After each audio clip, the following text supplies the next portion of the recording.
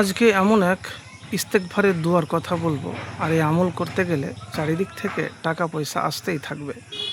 তো প্রিয় ভাই, প্রতিদিন নিয়মিত 100বার আস্তাগফিরুল্লাহ পড়বেন ফজরের নামাজের পরে। আর ফজরের নামাজ পড়ে বাড়ির যে কাজ থাকে সে কাজগুলিতে হাত দিবেন, বাড়ির কাজকর্ম করবেন। কেন? ওই সময়তে যে কাজ করে তার জন্য মহানবী সাল্লাল্লাহু আলাইহি সাল্লাম দোয়া করেছেন। তো এই জিনিসটি কিন্তু খুবই গুরুত্বপূর্ণ। এটা দেখেন, মেহনত তো করতেই হবে ভাই, মেহনত ছাড়া তো কিছু হবে না। মেহনত আপনি করেন, হ্যাঁ, চেষ্টা করেন, ফলাফল আল্লাহর হাতে ছেড়ে দেন। এবার কোন আমল করবেন দেখেন, কিছু কৌশল অবলম্বন করতে হবে। একটা কাজ সারা জীবন চলবে এটা কোনো কথা নয়, যে একটা কাজ সারা জীবন চলবে এটা কোনো নয়। তো সেই রকমভাবে আল্লাহর কাছে একটি দোয়া বেশি করে পাঠ করবেন। আল্লাহ মাকফিনি বে হালালিকা আন হারামিকা ওয়াগনিনি বে ফাজলিকা আম্মান সিওয়াক। আল্লাহ মাকফিনি বে হালালিকা আন হারামিকা ওয়াগনিনি বে ফাজলিকা আম্মান সিওয়াক।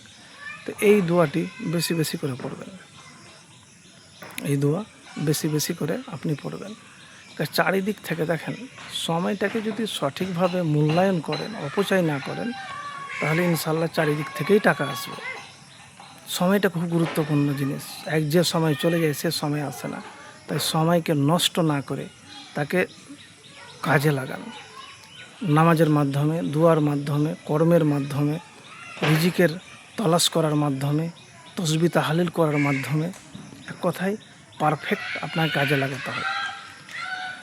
দেখেন, চারিদিক থেকে টাকা পয়সা আসার জন্য যে মেহনতটা দরকার সেটা হলো অক্লান্ত। আপনাকে মেহনত করতে হবে। মেহনত না করতে গেলে কখনো সফলতা আসবে না। তো প্রিয় ভাই, এবারে বলবেন তাহলে আস্তাগফিরুল্লাহ কেন পড়তে বললেন? দেখেন, সবসময় মেহনত করেও পয়সা কিন্তু আসে না, এটা বাস্তব সত্য। তো কিছু কিছু জিনিস আল্লাহর কাছে চেয়ে নিতে হয়। সুখ, শান্তি, টাকা পয়সা, রিজিক, ধনসম্পদ আল্লাহর কাছে চেয়ে নেবেন, বারবার চাইবেন। মানুষের কাছে না দুঃখের কথা না বলে, মানুষের কাছে কষ্টের কথা না বলে, মানুষের কাছে অভাবের কথা না বলে, আল্লাহর কাছে আপনি দুঃখ কষ্টের কথা বলবেন। একবার করেই তো দেখুন, ইনশাল্লাহ ফলাফল পাবেন। তো প্রিয় ভাই, খুব কষ্ট করে ভিডিও তৈরি করি, ভালো লাগলে অবশ্যই শেয়ার করে দেবেন, কমেন্ট করবেন। কোনো জিনিস জানার থাকলে অবশ্যই কমেন্ট করবেন। তো আজকের মতো এতটুকুনি। আসসালামু আলাইকুম ওয়া রাহমাতুল্লাহি ওয়া বারাকাতুহু।